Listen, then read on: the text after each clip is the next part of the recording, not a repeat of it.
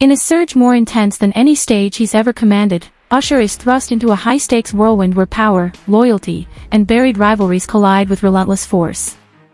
Right at the eye of the storm stands 50 Cent, the unstoppable instigator, who in this imagined saga drops daring claims and explosive revelations about Usher and Diddy, sending shockwaves of controversy rippling outward. Each disclosure ignites a chain reaction, forcing Usher to confront old alliances, unresolved tensions, and the crushing demands of fame, all while the situation teeters on the edge of spiraling into chaos far beyond anyone's expectations. You gonna speak about it? I said, nah, I ain't gonna speak about it, bruh. You understand? I'm gonna wait till he speak about it.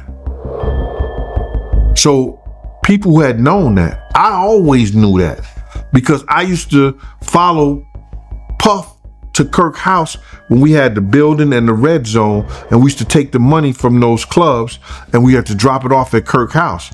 So we wasn't dropping. He would, he was staying there.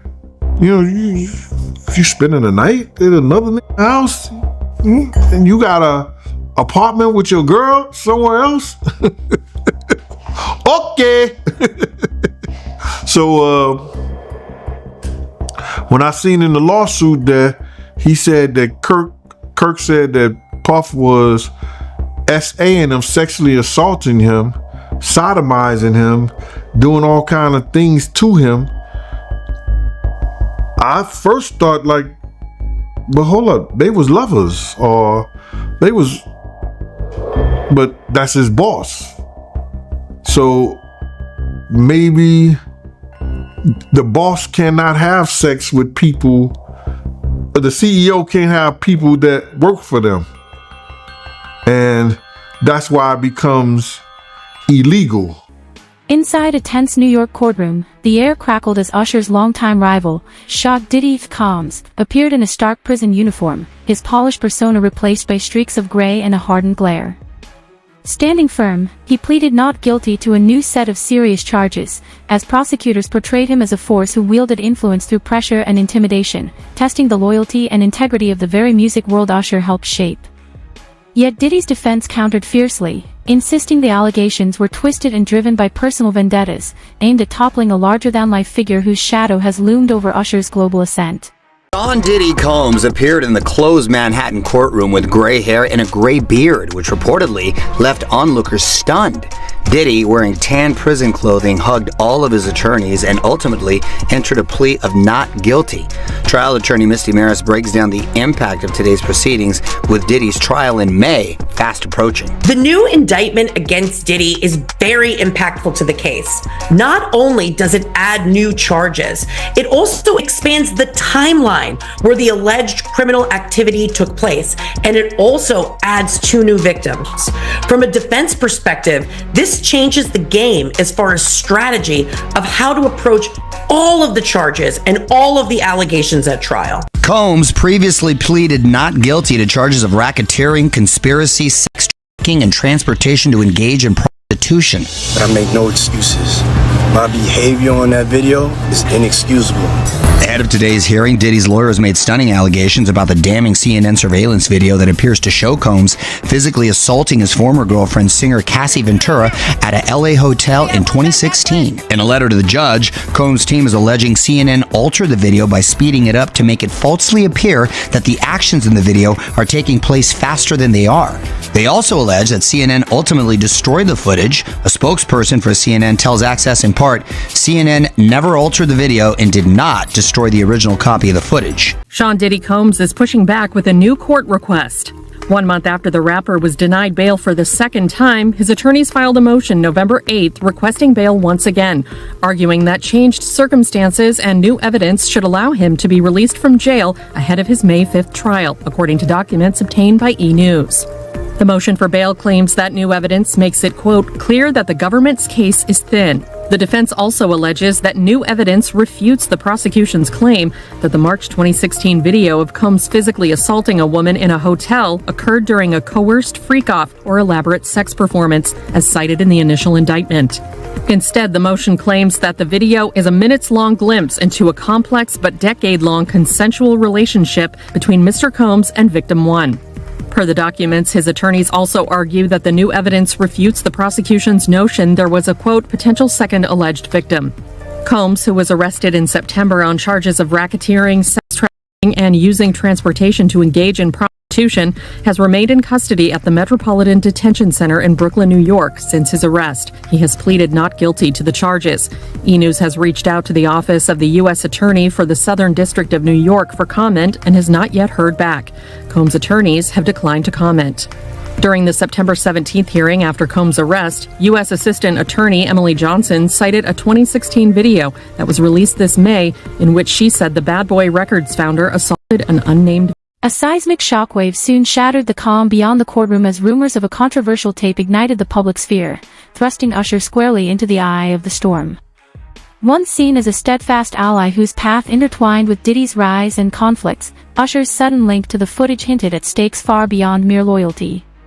The tape, allegedly packed with explosive revelations, sparked relentless questions. Was it meant to expose more than one powerhouse in the industry?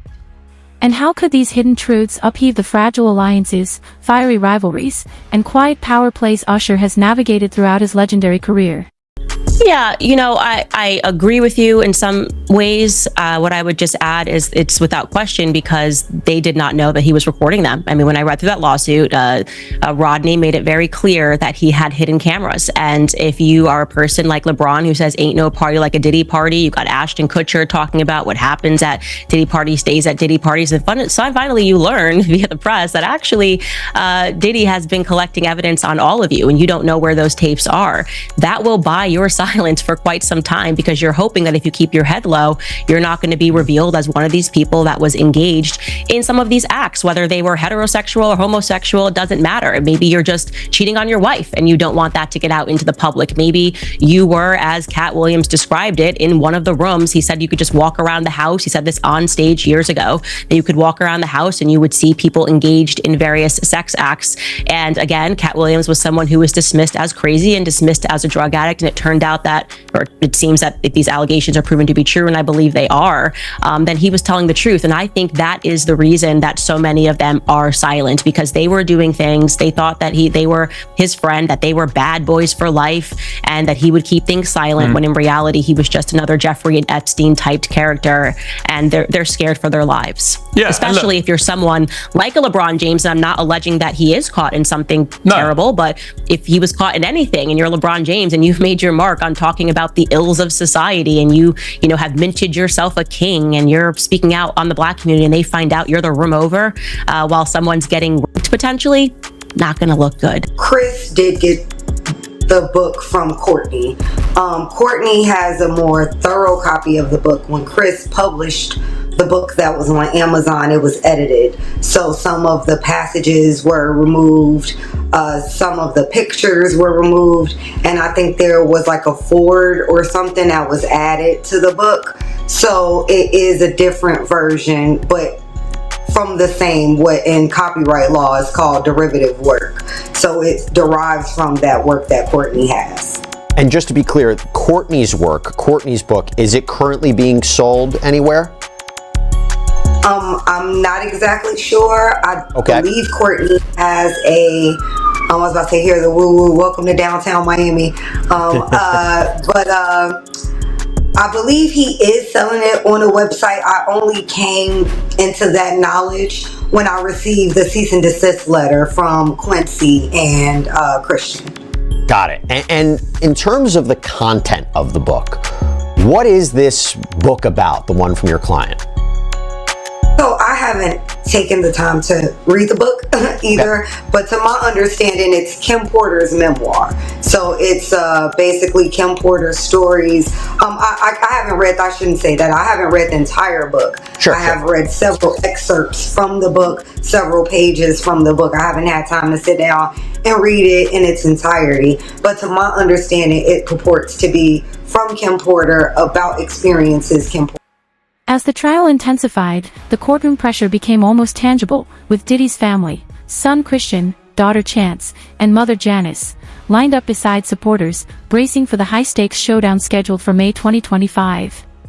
Fierce exchanges and relentless questioning repeatedly circled around a single explosive focus, the mysterious tape. Rumors claimed it not only revealed unsettling aspects of Diddy's actions but also carried a shocking twist that sent ripples through the music world. Then, in a moment no one anticipated, Usher stepped forward, confronting the truth with a bold, decisive move that stunned everyone and instantly altered the course of the case. Diddy Combs headed to court March 14th for an arraignment, and his appearance is making headlines. Per NBC News, the music mogul entered the legal proceeding with gray hair and a gray beard, a notable difference from how he looked prior to his September 2024 arrest. Also on hand were members of Combs' family, including his mother Janice and 2 of his kids. As for why Combs was in court, during the arraignment, prosecutors unsealed a superseding indictment against the rap mogul, accusing him of forcing employees to work long hours and threatening them with retaliation.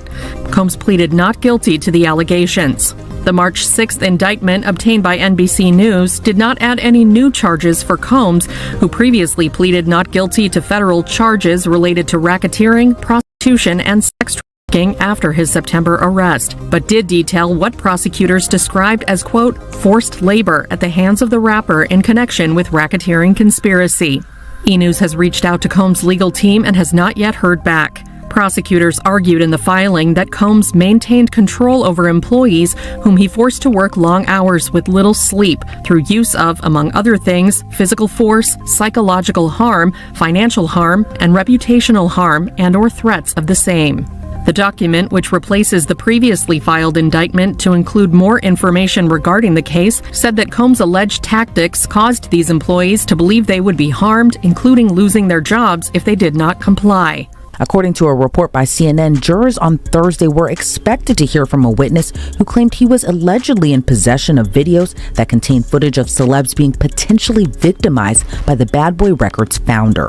The witness, who reportedly hasn't filed any suits against Combs and is not claiming to be a victim of him, says he has information and evidence about sexual abuse and other misconduct by Combs, some of which allegedly involved celebrities. But according to the witness's attorney, Ariel Mitchell, who also represented 2 of Combs' accusers in their lawsuit against the mogul, she said her client was subpoenaed. According to another report, the witness told TMZ he was initially contacted by federal agents with the Department of Homeland Security, and he's previously done interviews claiming he's seen salacious videos of Diddy and his celebrity friends. Sources told the outlet the subpoena from federal prosecutors asked the witness to turn over all records, including thumb drives, hard drives, electronic storage devices, or devices containing videos and/or other files depicting Diddy. But that witness would drop another bombshell, as he claims he was given 11 flash drives containing at least 8 sex tapes involving 8 celebrities, 6 men and 2 women. Courtney Burgess told News Nation's Banfield on Thursday among the 8 celebrities who were Combs' alleged victims,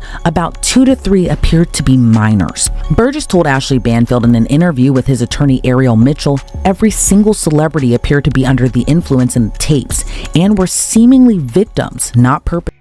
Usher, who once recounted the intense parties and overwhelming moments of his early teen years living in Diddy's home in 1994, is now thrust squarely into a rapidly escalating storm fueled by newly surfaced evidence. In a resurfaced interview, his tone carried a weight far beyond the polished sheen of his early fame, admitting that the behind-the-scenes reality he witnessed starkly contrasted the public image everyone celebrated. "I saw things I wasn't prepared to process," he revealed, a confession that now resonates with even greater force as those memories collide with a present-day courtroom demanding answers. Usher's role has shifted from distant reflection to critical significance, amplifying the urgency as hidden truths push relentlessly into the light. Those who, the Silvers and people like that, are the DeBarge family, those people who started super young can even relate to what Michael was talking about. I understand when he says, I hate touring, 9 times out of 10, because his entire life has been touring and has been being that and being ready, right? Yes. For me, it's a bit different. But I felt that it was part of what I signed up for when I decided. How would you say it's different? Because it was your choice, you feel? Or? Well, it's different in terms of whether I love or hate it. I never hated touring. I love touring. Like, that is the one thing that's the most important part to me. But the only reason why I hate it now is because I don't get time with my kids. So the sacrifice that I have to make to not be there for them, whether they know it, I would rather, be able to have real permissive parenting where I can wake up every morning and have breakfast with my kids, take them to school, check on them, you know what I'm saying, after school, and be able to try and have some sense of normalcy. Because great parenting hopefully allows your kids to grow up and understand what it is to work for something. If you're not there to instill it, then it's a bit complicated. So I hate that I don't get a chance to have that part. I love being able to perform. That's the most important thing that I said I would do when I didn't have kids. Moment I had kids, it's like, I don't really like being out there all the time. So I try to make the most of it when I do it.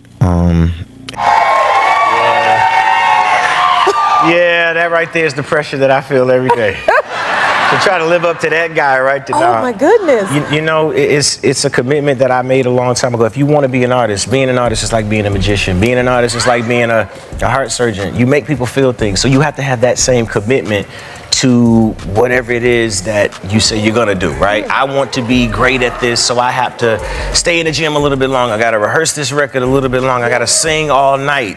I gotta, say no to some things that might, be fun and hang out with your friends. That No, you gotta takes a really lot of discipline. Yeah, so discipline, but more than anything, a healthy, lifestyle. I just choose to have healthy habits. I fast every Wednesday.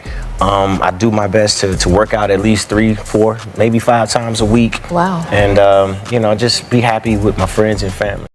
Chaos intensified when former bandleader Freddie P. Watson took the stand, unleashing a wave of questions no one had anticipated. Positioned once within Diddy's inner circle, he hinted that a young rising talent may have been caught in the tense, shadowy current surrounding the disputed tapes, recalling moments of pressure and unease that revealed struggles lurking behind the public spotlight. His most striking allegation suggested that Usher may have looked away rather than stepping in. Though unproven, the claim casts a shadow over years of silence and hidden truths threading through the industry's polished veneer. With Usher now at a critical crossroads, those long-buried shadows threaten to surface, putting a once-solid legacy to the ultimate test. They say he was standing at a table. They say the shirt that he wore to the VMA say something about God is great. But in the video, they got pictures of him standing in the background while a woman is being sexually pleased, but she under the influence. And they say it's white substance on her nose. You can clearly see that.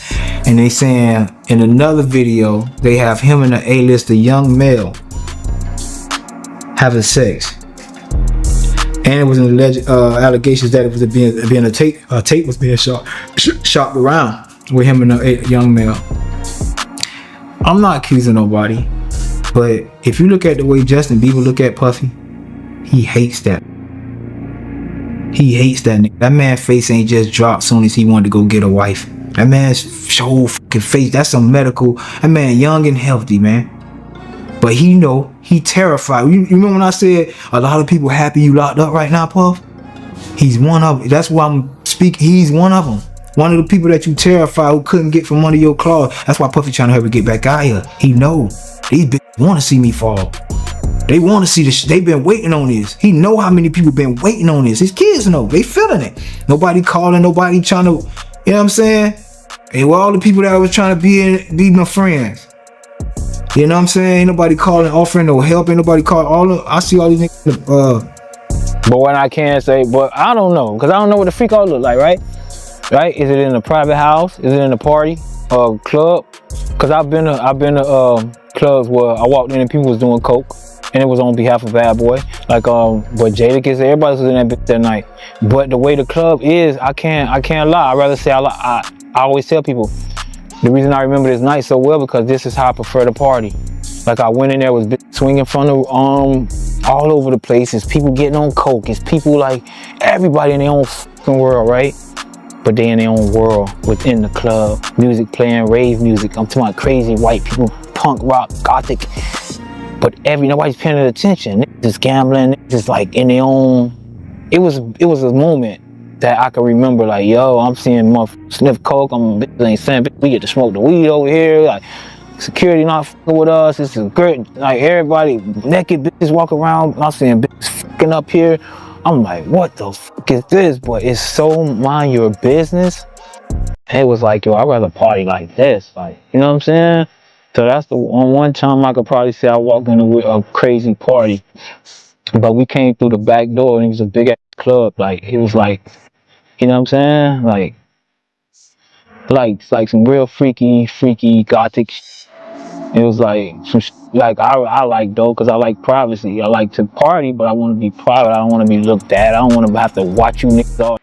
The story intensifies as past lawsuits and long-standing accusations continue to shadow Diddy, compounding with current claims to form a storm he can no longer evade. His attorney, Mark Ignifilo, insists on Diddy's full innocence, waiting for the court to vindicate him. Yet with a high-profile trial looming and new revelations emerging publicly, the conflict has transformed into a collision of loyalty, power, and internal fractures, dragging Usher straight into the heart of it. Beneath the glittering surface of the music world, once protected alliances are straining, and hidden truths threaten to shatter the carefully maintained influence that defined an era. Now, Usher teeters on the edge of a saga where the industry's deepest secrets may finally be exposed. I keep telling that story. I always tell my brothers and stuff, man. It's just like, man, we was in DC, and it's two freaky white bitches, man. They came up, they partying, and I'm like, okay. So this at the time, you still thinking Puff a little fruity. So you watching this, you watching the movie, you want to see a nigga, like, break your stereotype. Like, I heard you was gay, man. Show me you're not. Please show me you're not, bro. Like, you know what I'm saying? So I'm watching everything. And, yeah, he's finger fucking, he's like putting a cherry in her mouth, and two white bitches up hitting my dog. Like, you see this? Yo, we were the boss of all bosses. Real boss. Oh, my bad, brother. But I like, yeah, real boss. You know what I'm saying? That was Puff Daddy, man. It was bittersweet days with Puff, man. And like I said, man, Puff ain't had no problem until he made that threat. He made that threat. He just didn't know. I guess he used to slapping niggas around and doing what he wanted to do. That shit just rubbed me the wrong way. Like, I don't hate the nigga. I hate him for what he did to us financially. Like, my thing with Puffy ain't got nothing to do with sexual. People don't understand that. I tell Sarah the same thing. Sarah, your beef with Puffy, keep it real. Like, it's not. You probably want money from that man because he owe us, and it's too late to go get what they owe us. There is a war that has erupted between Kim Kardashian and Kanye West. It involves swastikas, it involves their kids, and ultimately Diddy. it could and Diddy. Yes, Diddy. And it could also involve a judge. Yes, because Kim is really upset about this new song that Kanye dropped over the weekend. It's called Lonely Roads Still Go to Sunshine. It features Northwest rapping. It also features Diddy's son, King Combs, and you also hear Diddy himself on that, which is the main reason Kim wanted to stop this song from coming out. We've got a bunch of details about what went down, the battle behind the scenes, but first, here is a little bit of the song. That meant so much, you know what I'm saying, that you reached out to them and took the money and went Bob and that man, I appreciate you for it up, man. Yeah, absolutely. I love you so much, man. When you see me shining, then you see the light. Everything they wrote, it ain't even right. Okay, good night. Okay, so here's the backdrop to this. So Kim, I just think we should put this out there. She has always tried to get Kanye and their kids to have a relationship. He has not really been around the kids that much. He chooses not to do that. But, you know, when he does, she's always been accommodating, except for this situation. As the trial nears, tension slices through the courtroom with every passing hour, with jury selection set for May 5th and opening statements ready to ignite on May 12th. Each revelation piles onto a decades-long saga of alleged manipulation, power struggles, and concealed alliances, turning an already volatile story into a full-blown spectacle. At the center of it all stands one moment the industry cannot ignore: Usher's bold entrance into the courtroom. His appearance didn't just spark curiosity, it marked the beginning of a fierce showdown where trust, rivalry, and long-buried truths are poised to clash under the harshest spotlight imaginable. And Katrina, today's hearing is also expected to discuss jury selection, so I can imagine there's a lot of challenges that the prosecution and the defense are facing in seating a jury in such a high-profile case. I mean, everybody knows who this guy is. Anytime you have a high-profile defendant like Sean Combs, the real concern here is jury bias, and that's a concern from both sides. In papers that were filed, the defense is already saying that they think there's been what they call an extraordinary amount of pretrial publicity that would prejudice people in favor of the government's case. So what we're expecting to hear a lot of talk about today is the jury selection process in this case. The defense wants to have two different groups of 300 people brought into the court, fill out extensive questionnaires, and then whittle people down based on that and bring the final selected people in for individual oral questioning. The government thinks that process is too cumbersome. They want this to be an oral process in court, or if they have a questionnaire, something just more logistical that will help narrow the pool. But we're already seeing in these filings how difficult the selection in a case like this is for a high-profile defendant like Sean Combs. Usher's bold move into the heart of this escalating storm doesn't merely test the limits of influence and fame, it demands a confrontation with the consequences of bringing hidden truths into the light. In a world where unseen actions can pivot careers and buried secrets can spark upheaval, the explosive saga involving Diddy, Usher, and the hotly contested tape has become a defining battle. This clash is set to captivate the public, shake the foundations of music's inner circle, and redefine how accountability is measured in a culture long driven by celebrity, silence, and hidden power. This was someone who really shaped and changed culture in the 90s, and then went on to become this incredibly successful businessman. And then tonight, music mogul Sean Diddy Combs accused of rape and abuse in a new lawsuit filed by his ex-girlfriend Cassandra Ventura, known by her stage name as Cassie. November of 2023, last year, there is a horribly graphic lawsuit that is filed against him from Cassie. She says that she was raped in her own home when she tried to leave him, that she was often beaten, kicked, punched, stomped on, resulting in bruises and burst lips, black eyes, and bleeding. Now, that was quickly settled, David. I mean, really in record time, within 24 hours. But even though it was settled, the cat's out of the bag, right? Everybody had heard these allegations. Is Usher really pulling back the curtain on Diddy's most guarded secrets, or has his fearless move simply ignited a spark set to shake an empire once seen as untouchable? Is he revealing hidden dynamics, or navigating a tangled web of agendas and fractured loyalties teetering on collapse? If you're ready to track every sharp twist in this courtroom showdown and uncover what truly lies behind the headlines, hit like, subscribe, and turn on notifications. The next explosive chapter is coming, and you won't want to miss what Usher exposes next.